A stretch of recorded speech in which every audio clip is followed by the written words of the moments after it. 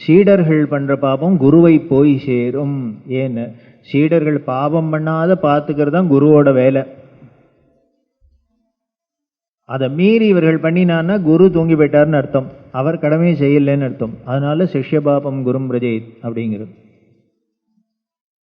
இப்படி சீடர்கள்லாம் பாபம் பண்ணாத இருக்கணும்னு பாதுகாக்கிறதுக்குத்தான் ஆதிசங்கரர் மடங்களெல்லாம் ஸ்தாபிதம் பண்ணி அதில் மடாதிபதிகளை வச்சு நமக்கு பாதுகாப்பை கொடுத்துருக்கார். இந்த நியாயத்தில் தான் பெரியவா சொல்றா, அவர்கள் வீட்டில் தங்கள் கடமையை ஒழுங்காக செஞ்சிருந்தா, தர்ம வழியில் இருந்தால், நல்லவர்களாக இருந்தால், இதுவே நீங்கள் மடத்துக்கு செய்கிற பெரிய கைங்கரியம். என்னென்ன, நமக்கு ஒருத்தரும் ஆயிரக்கணக்கில் கொடுக்க வேண்டாம், பாபம் வராத நம்மளை காப்பாற்றுறாளே அதுவே பெரிய உதவின்னா. நமக்கு புண்ணியம் வரத்துக்கு ஒருத்தரும் உதவ வேண்டாம், அது வரலைன்னா கூட பரவாயில்ல, ஆனால் பாபத்தை மூட்டை கட்டாத இருக்கேன் பார்க்கறமே. அப்படி ஒரு உயர்ந்த பீடத்தில் இருந்த பீடாதிபதிகள்லாம் கூட காராகிரகத்துக்கெல்லாம் போறாப்புல ஏதோ கஷ்டம்லாம் படுறாப்புல வந்ததே. எதனால வந்தது? அவர்கள் என்ன பண்ணினா, எங்கேருந்து அவர்களுக்கு பாபம் வந்தது அப்படின்னர்? ஒண்ணுமில்லை, நம்ம பண்ணின பாவம் அவர்கள் தலையை பாதிச்சு. நாம போய் ஒரு டசன் பழத்தை வச்சு நமஸ்காரம் பண்ணிட்டு வந்துடும் இல்லையா, அவ்வளவுதான், நம்ம பண்ணின பாவம்லாம் அங்கே டிரான்ஸ்ஃபர் ஆயிடுது. அதனால நம்ம பண்ற தப்புக்கு அவர்களை அனுபவிக்க வேண்டியிருக்கு. அப்போ நாம என்ன பண்ணோம் அப்படின்னு, நாம நல்லவர்களா தினம் இருந்தோம்னாலே, நாம இருக்கிற இடத்துல இருந்து நம்ம கடமையை ஒழுங்கா செஞ்சிருந்தாலே, இதுவே அவர்களுக்கு இப்போ செய்கிற பெரிய கைங்கரியம், தொண்டு. இதைத்தான் பெரியவர் சொன்னார். இதுக்குத்தான் அவர் பாடுபட்ட 100 வருஷமும். எங்க போனாலும், எந்த ஊருக்கு போனாலும், யாரை பார்த்தாலும் எல்லார்ட்டையும் திருப்பி திருப்பி அவர்கள் கடமையை செய் சொன்னதுக்கு காரணம் என்னன்னு, ஒரு வயல்ல கூலி வேலை செய்கிற அம்மா அந்த கிராமத்துக்கு பெரியவா போயிருக்கா. எல்லாரும் ஊர்லேருந்துலாம் வந்து பெரியவரை போய் பார்த்து எல்லாம் பண்ணுறதை பார்த்தா அந்த அம்மாவுக்கு ஆச்சரியமா இருந்தது. என்ன இவர் இவ்வளவு பெரியவரா, இப்படி எங்கேருந்து எல்லாமோ வரா அப்படின்ட்டு, இந்த ஊரில் இருக்க இந்த அம்மாவை நம்மளும் போய் பார்க்கணும் அப்படின்னு தோணி பெரியவர்கிட்ட வரா. பெரியவர்கிட்ட வந்து பார்த்தா அந்த சூழ்நிலை அந்த அம்மாவுக்கு வித்தியாசமாக இருந்தது. இதுக்கு என்ன பண்ணுன்னு தெரியல. பெரியவாள்கிட்ட கேட்கணும், எல்லாரும் அவாவா ஏதோ குறைய சொல்லி என்னமோ கேட்டுக்கிறா. இந்த அம்மாவோட டேர்ன் வரத்தே சொன்னா, இதெல்லாம் பார்த்துட்டு அந்த அம்மாவுக்கு ஜென்மா கடத்தேறணும்னு ஒரு ஆசை வந்துடுத்து. அது என்ன வரணும்?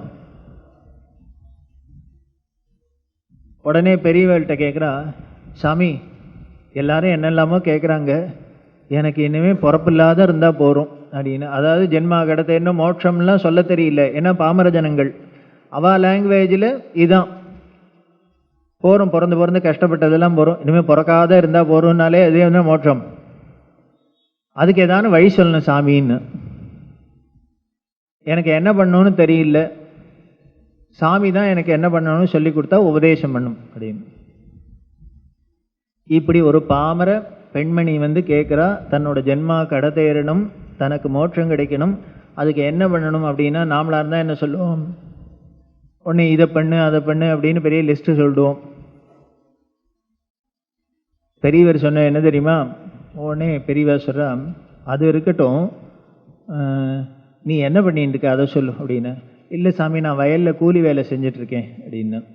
சரி, உன் குடும்பத்தை பற்றி சொல்லும், குடும்பத்தில் எத்தனை பேர் யாரெல்லாம் இருக்கு? என் புருஷன் இருக்கார், எனக்கு 4 பசங்க இருக்குது, இந்த எல்லாருமே சேர்ந்து தான் கூலி வேலைக்கு போவோம் கால வேளையில் அப்படின்னு. அப்புறம் அப்படின்னு, என் புருஷனோட அம்மா இருக்குது, எங்கள் மாமியார் இருக்குது, வயசான கிழவி இருக்குது வீட்டில் அப்படின்னு.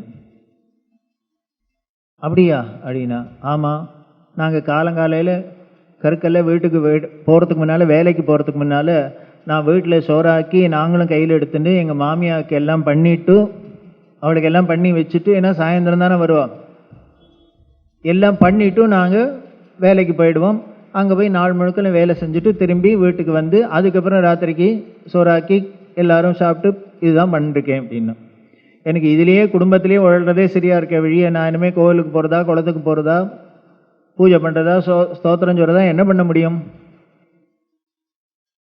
இது இத்தனையும் கேட்டுட்டு பெரியவா சொல்றா, நீ உன் ஜென்மா கடதேற இத்தனை பண்ணிட்டு இருக்கிய, இதுவே போறாதோன்னா. நாம் ஏதோ வரைஞ்சு கட்டின்னு சோஷியல் சர்வீஸ்னு போனாக்க தான் நினச்சின்னு இருக்கோம்.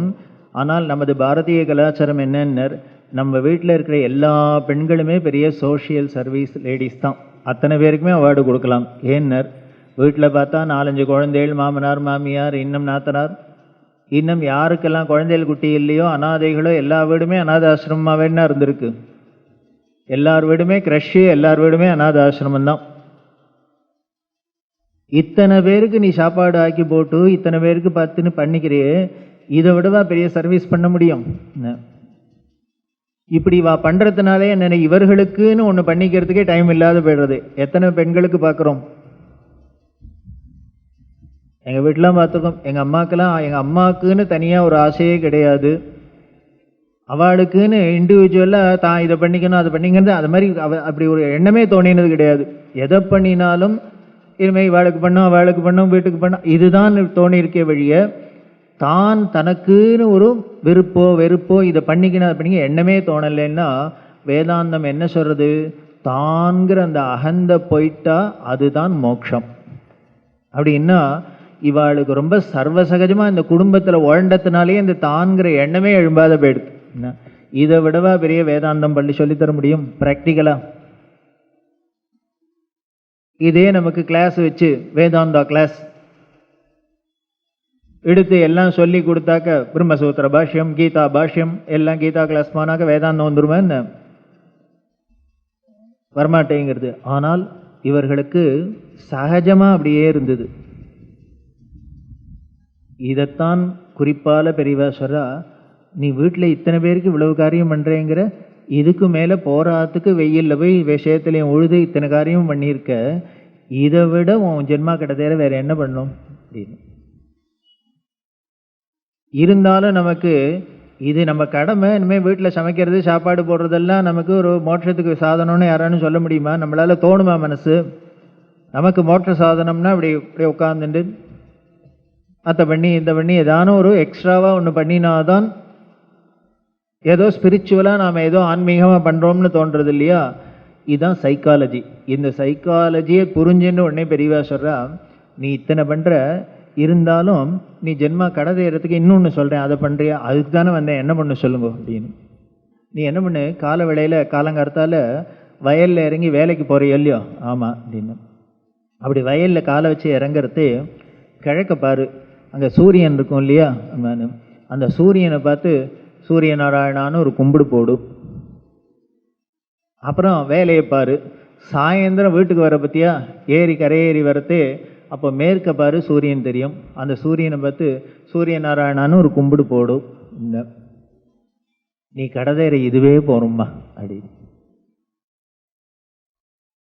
இப்படி சொல்றதுக்குன்னா நமக்கு ஒரு குரு வேணும். அப்படியே அவனுக்கு கடதேறணுமா? நீ என்ன பண்ணு, நாளைக்கு 1000 ரூபா பணத்தை எடுத்துன்னு மடத்துக்கு வா, பெரிய ஹோமம் பண்ணலாம், பூஜை பண்ணலாம் அப்படின்னா, அப்படி யாரான்னு சொன்னா ஜாகிரதையா இருக்கணும்.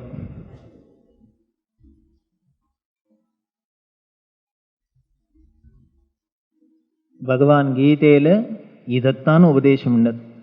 அர்ஜுனன்ட்ட என்ன சொல்றார் அப்படின்னர், அர்ஜுன விஷாத யோகம் அப்படின்னு. விஷாதம்னா மயக்கம், கன்ஃபியூஷன் அப்படிங்கிற மாதிரி தான்.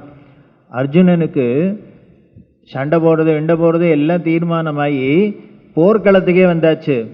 போர்க்களத்தில் இத்தனையும் பார்த்தோன்னா இப்போ சண்டை போடணுமான்னு இவனுக்கு வந்துடுத்து. சில பேருக்கு மெனக்கெட்டு கஷ்டப்பட்டு படித்து எக்ஸாம் எழுதணும்னு போயிட்டு எக்ஸாம் ஹாலில் போய் கொஸ்டின் பேப்பரை பார்த்தோன்னு பயம் வந்துடும், எழுதணுமா வேண்டாமா ஐஏஎஸ்னு. அதை போல இவன் பண்ணுறான். அப்போ உடனே இவர் என்ன பண்ணிட்டார், ரொம்ப இது மாதிரி கன்ஃபியூஷன் வந்துருத்தனால நமக்கு உடனே வேதாந்தம்லாம் வந்துடும், ஃபிலாசபி பேச ஆரம்பிச்சிடும். இதோ என்னோட தாத்தா, இதோ என்னோட குரு, இது என்னோட சித்தப்பா பசங்க, பெரியப்பா பசங்க, இவாளெல்லாம் கொன்னுட்டு நான் என்ன அப்படி ராஜ்யத்தை ஆளணும்? நமக்கு வேணுங்கிறவாள்லாம் நம்மளை தீர்த்து கட்டிட்டு நம்மளை நிம்மதியாக இருக்க முடியுமா? மனசு உள்ளுக்குள்ளே உறுத்தின்றே இருக்குமோ இல்லையோ? வேண்டாம் வேண்டாம் அப்படின்னு கன்ஃபியூஷனில் பேசுறது தான் அர்ஜுன விஷாத யோகம். அப்போ தான் கிருஷ்ணர் கீதை உபதேசம் பண்ணுறார். என்னடா அது எக்ஸாம் ஹாலுக்கு திடீர்னு எக்ஸாம் எழுதலாமா வேண்டாமான்னு கேட்குறாப்புல இருக்குது. அதை முன்னாலன்னா நீ டிசைட் பண்ணியிருக்கணும். நம்மளால் முடியுமா முடியாதா வேணுமா வேண்டாமான்னு சொல்லாத, அப்போ யோஜனை பண்ணாத இப்போ பண்ணினா பிரயோஜனம் இல்லை. இது எப்படி இருக்குன்னர். அதில் ரொம்ப கடுமையாகவே அர்ஜுனனை திட்டுற, என்னடா அலிப்பைய மாதிரி பேசுகிறேங்கிற, பேடி மாதிரி பேசுகிற, ஒரு ஆம்பளை பேசுகிற பேச்சா, ஒரு க்ஷத்திரியன் பேசுகிற பேச்சா, நீ என்ன ஆம்பளையான்னு கேட்குற, ஒரு வீரனா நீ? இப்போ இந்த வேதாந்தம் சொல்ற, வேதாந்தம் சொல்ற, உன் கடமையை செய், இடுறா முதல்ல கண்டிப்பத்தை. இப்போ சண்டை போடுறது தான் உன்னோட நியதி, தர்மம், போடு நீ.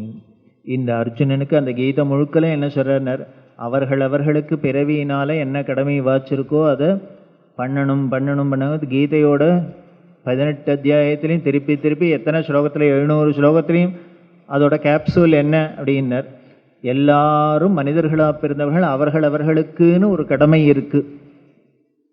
டியூட்டிஸ் இல்லாத, கடமை இல்லாத யாருமே பிறக்கவே இல்லை. அந்த கடமையை தவறாத செய்யணும், அவ்வளவுதான். அதில் நேர்மையோடு செய்யணும், தர்மத்தோடு செய்யணும். என் கடமையை செய்யணுங்கிறதுக்காக எப்படி வேணா பண்ணக்கூடாது. அதுக்கு காமிக்கிறது தான் வால்மீகி சரித்திரம். வால்மீகி சரித்திரம், வால்மீகி எப்படி இருந்தார், டெக்காய்ட், கொள்ளக்காரராக இருந்தார். காட்டில் போகிறவெல்லாம் வழிப்பறி, பிட் பேக்கெட் அப்படி அடிச்சிருந்தவர்.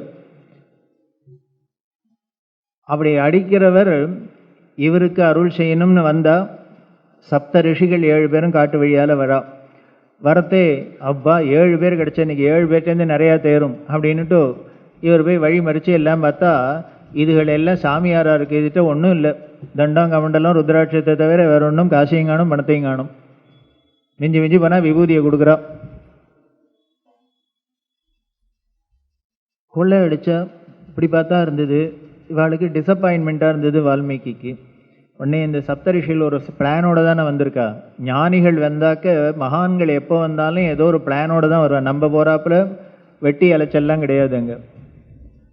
உடனே சப்தரிஷிகளில் எல்லாரும் கேட்டா, ஏன்பா நாங்கள் பாட்டுக்கு எங்கள் வேலையை பார்த்துன்னு போயிட்டு இருக்கோம், எங்களையும் ஹிம்சை பண்ணுற, எங்களையும் அடித்து கொடுங்குற.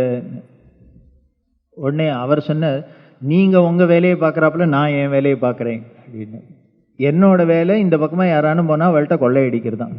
கொள்ளையடிப்பியா? போகிற ஒரு ஆள்கிட்டலாம் கொள்ளையடிச்சா அதில் என்ன உனக்கு சந்தோஷம்? அவள் வருத்தப்பட்டு தானே போகிறா, எதுக்கு கொள்ளையடிக்கிறேன்னு. எனக்கு என்ன பண்ணுறது, வீட்டில் நிறையா குழந்தைகள் இருக்குது, மனைவி இருக்கா, எல்லாரையும் காப்பாற்றணும், அவர்களுக்கு சாப்பாடு போட வேண்டியது ஒரு புருஷனாக என்னோட கடமை இல்லையா, அதனால நான் கொள்ளையடிக்கிறேன், இது என் தர்மம் அப்படின்னு. கொள்ளையடிக்கிறது தர்மம் கொள்ளைக்காரனுக்கு. என் தர்மத்தை நான் செய்கிறேன், நீ உன் தர்மத்தை பண்ணுறாப்புல நான் என் தர்மத்தை பண்ணுறேன் அப்படின்னு. அவள் பார்த்தா, அட அசடாக இருக்கே, அதுக்காக கல்யாணம் என்ற மனைவியை காப்பாற்றுறது, பெத்த குழந்தைகளை காப்பாற்றுறது கடமை ஒரு ஆணுக்குங்கிறது நியாயம்தான், கடமை தான். ஆனால் அதுக்காக அவளை காப்பாற்றணுங்கிறதுக்காக அடுத்த வாழ்க்கையிலேருந்து அடிச்சு விடுங்குவேன். அதை காப்பாற்றுறதுக்கு வேறு வழியே இல்லையா? எனக்கு தெரிஞ்ச வழி இதான், நான் இனிமேல் ஐடி ஆஃபீஸுக்கு போக முடியுமா, எனக்கு தெரிஞ்சது இதான் அப்படின்னு பார்த்தா. உடனே சரி, எங்கள்கிட்ட இருக்கிறதெல்லாம் கொடுக்குறோம், வீட்டில் போய் குழந்தைகளுக்கு எல்லாம் போடும். ஆனால் ஒன்றே ஒன்று, அவளுக்கு எல்லாம் போட்டு வயிறார சாப்பாடெல்லாம் போட்டுட்டு உன் மனைவி குழந்தைகளுக்கெல்லாம் சொல்லும், உங்களுக்கு இன்றைக்கி சாப்பாடு போடுறதுக்காக நான் இது மாதிரி ஏழையாக இருந்த இந்த சாதுக்கள்கிட்ட இதெல்லாம் அடித்து பிடிங்கன்னு வந்திருக்கேன். என்னதான் இருந்தாலும் ஒருத்தர் மனசு நோக அவள்கிட்டேருந்து திருடினா அந்த பாவமும் உண்டு இல்லையா? அதனால் இப்போது அவர்கிட்டேருந்து கொண்டு வந்த சாமானை நம்ம எல்லாரும் ஈக்குவலாக சாப்பிட்டாச்சு, அனுபவிச்சிட்டோம். இதனால் வர பாவமும் இருக்கு இல்லையா, அதையும் நம்ம எல்லாரும் சேர்ந்து வாங்கிப்போம். நான் ஒத்தனே பாவத்தை அனுப்பிச்சுன்னு இருக்காத, இந்த பாவத்துலேயும் எல்லாரும் ஈக்குவலாக எடுத்துக்கலாமா, கேட்டுண்டு வான்னு உன் மனைவி குழந்தைகள்கிட்ட கேளு அப்படின்னு. வால்மீகி பத்திரி, இது கூட நல்ல ஐடியாவாக இருக்கே, இத்தனை நாள் நமக்கு தோணலையே, கேளு அப்படின்னு. கேட்டா அப்படின்னா, அவள்கிட்ட கேளு, உன் மனைவி குழந்தைகள்லாம் இதுக்கு என்ன பதில் சொல்கிறான்னு எங்கள்கிட்ட வந்து சொல்லு, அது வரைக்கும் நாங்கள் இங்கே வெயிட் பண்ணுறோன்னு. இவர் பார்த்த திருடர் இன்னுமே அசடுகள்லேயும் இப்படி ஒரு 7 பேர் இப்படி தான் பார்த்தோம். வீட்டுக்கு போனார், கேட்டார், எல்லாருக்கும் சாத்த போட்டார், எல்லாத்தையும் அடிச்சுன்னு வந்த எல்லாம் மனைவி குழந்தைகள் கேட்டு, இது மாதிரி இன்னைக்கு வாழ்க்கை 7 பேர்ட்ட எடுத்தேன், அதனால பாபமும் வந்திருக்கு, இப்போ இதை நாம் எல்லாரும் அனுபவிச்சாப்புல என்ஜாய் பண்ணாப்புல இந்த பாவத்தையும் ஈக்குவலாக ஷேர் பண்ணிக்கலாமன்னு. கத்தினாலே பார்க்கணும் மனைவி, யோ தொப்பு கட்ட புருஷனை கல்யாணம் பண்ணிருக்கேன், எங்களுக்கு சாதம் போடும்னு தான் நான் சொன்னேன் வழிய அடுத்தவன்ட்டு போய் அடிச்சு பிடிங்கி கொண்டு வான்னு நான் சொன்னேன்னா சொல்லலை. உனக்கு நல்ல வழியில் சம்பாதிக்க உனக்கு வக்கு இல்லை, அதனால இப்படி குறுக்கு வழியில் சம்பாதிக்கிற. அதனால இதுக்கு நாங்கள் பொறுப்பு இல்லை. இவ்வாறு நீ கொண்டு வந்தேன்னா நாங்கள் சாப்பிடுவோம், என்ஜாய் பண்ணுவோம். ஆனால் அதனால வர பாவத்தை நாங்கள் வாங்கிக்க மாட்டோம், அது நீனே தான் வச்சுக்கணும்னு.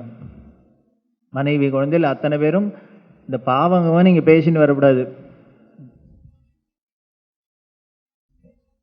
இது ஆச்சரியமா இருந்தது. என்னையா அது இப்படி சொல்லிட்டா கடைசியில். உடனே மூஞ்சியை தொங்க போட்டுன்னு வந்தார். 7 பேரும் ரெடியாக உட்காந்துருக்கா. என்ன ஒய்ஃப் எல்லாரும் ஆளுக்கு ஷேர் வாங்கிக்கிறேன்னாடா அப்படின்னு அழுதர். இப்படி அடிச்சு கொண்டு கொடுத்துருக்கேன், தினம் சாப்பிட்ருக்கா. ஆனால் ஒரு நன்றி இல்லாத பாவத்தை வாங்கிக்க மாட்டேன், அது உன்னோட குறை, வாங்கிக்க மாட்டேன்னு விட்டா அப்படின்னு. இது சொன்னால் எனக்கு என்ன பண்ணுறதுன்னு புரியல. இப்போ ஏற்பட்ட ஜனங்களுக்காக நான் தினம் இப்படி வழிப்பறி பண்ணினேன். இப்போ 7 பேருமா சொன்னால் அதுதான்ப்பா உலகம். நாம் கொடுக்குற வரைக்கும் எல்லாரும் வாங்கிப்பாளே வழிய, நம்மளால் சந்தோஷம் கிடைச்சதுன்னா எல்லாரும் ரெடியாக இருப்பாளே வழிய, நம்மளால் ஒரு கஷ்டம் வரும்னா யாரும் நம்மளை சேர்ப்பாளா? நைஸாக ஃபோனில் கூட இல்லைன்னு சொல்லுண்டுவா. இதான் உலகம். 7 பேரும் இந்த வேடனுக்கு உபதேசம்னா இதான்ப்பா உலகம். அப்பேற்பட்ட உலகத்துக்கா நீ உன்னோட ஜென்மாவை வேண் பண்ணிட்டு கொள்ளையடிக்கிற?